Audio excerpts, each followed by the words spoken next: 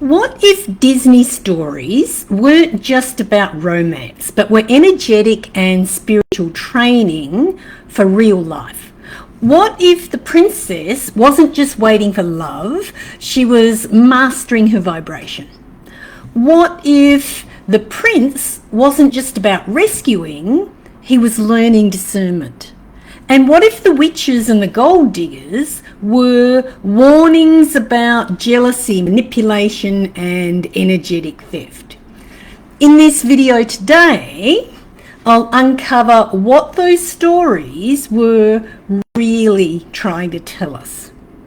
Because the real plot twist is fairy tales were training manuals. Somewhere along the way, we turned ancient archetypal wisdom into popcorn entertainment. Fairy tales weren't written to make us dream of rescue. They were coded lessons or about energetic discernment, about spiritual warfare, and about how to handle power. Every kingdom, every spell, every glass slipper was a symbol for something much deeper. The witch wasn't just evil. She represented envy, manipulation, and energetic theft, always wanting her comeuppance at someone else's expense. The princess wasn't weak. She symbolized purity. She symbolized emotional intelligence and peace under fire. The prince wasn't a savior. He embodied discernment. He embodied maturity and right action. So fairy tales weren't predicting happy endings. Fairy tales were warning us about how to avoid tragedies disguised as romance. And the witches were never just witches. Evil queens, stepmothers, and sorceresses all had one thing in common. They had jealousy, control, and wanting a free pass off the back of someone else's demise in common. They were the energy vampires of their era, the women who couldn't generate their own light, so they siphoned it from others. Do you recognise these people in your community? Because they still exist today. They use social media instead of, or as well as, mirrors, cauldrons, magic, dark spells from the books of shadows. They spread poison. They spread poison through gossip, through projection, and through character assassination. They recruit flying monkeys, or in modern terms, group chats and workplace alliances, to carry out their dirty work for them. They don't want your happiness, they want your light, because your light reminds them of everything that they are not, and it reminds them of everything that they don't have. The princess was never helpless.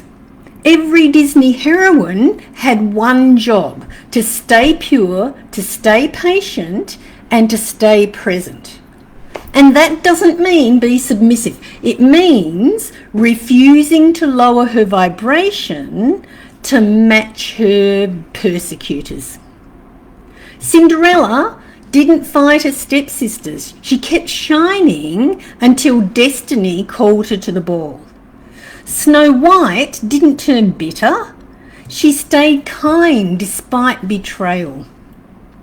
Ariel risked her voice for love and learned that losing your voice is never the answer.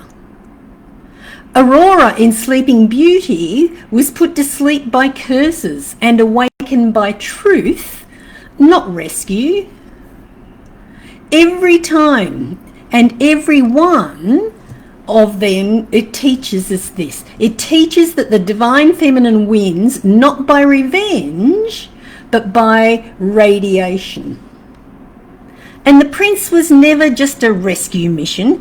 Too many men are stuck in prince mode, charming but directionless, strong but undisciplined, waiting for destiny to drop the right woman at their feet.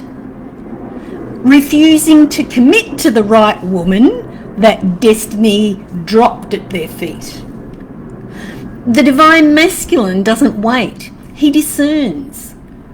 The divine masculine learns to tell the difference between the gold digger and the golden soul. The divine masculine, he doesn't chase lust or illusion. He follows truth, integrity, and love calls him to rise. A true prince becomes king not when he conquers the kingdom, but when he conquers himself. What is the real happy ending? Fairy tales end with happily ever after, but in truth, that's just where the real work begins.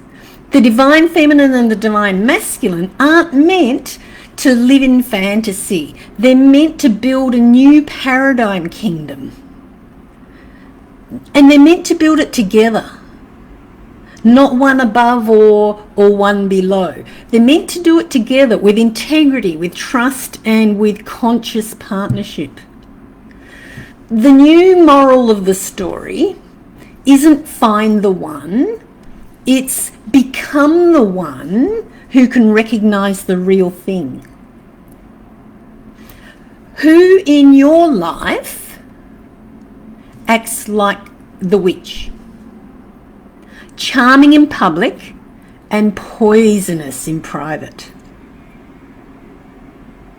Where have you dimmed your light to keep the peace, like Cinderella in the basement?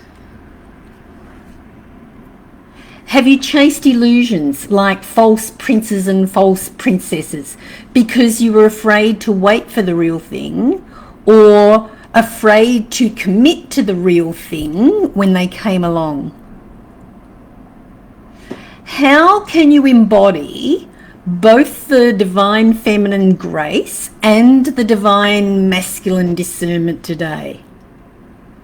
Because this isn't about gender, it's about consciousness. Maybe once upon a time was never about castles or carriages. Maybe it was an ancient reminder. Maybe it was an ancient reminder that your spirit already knows how to break the spell. Maybe fairy tales are a call to look deeper. Which role are you playing?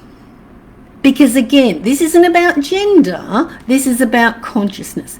Which role are you playing? Have you been playing the witch, the wounded, the watcher, or the awakened?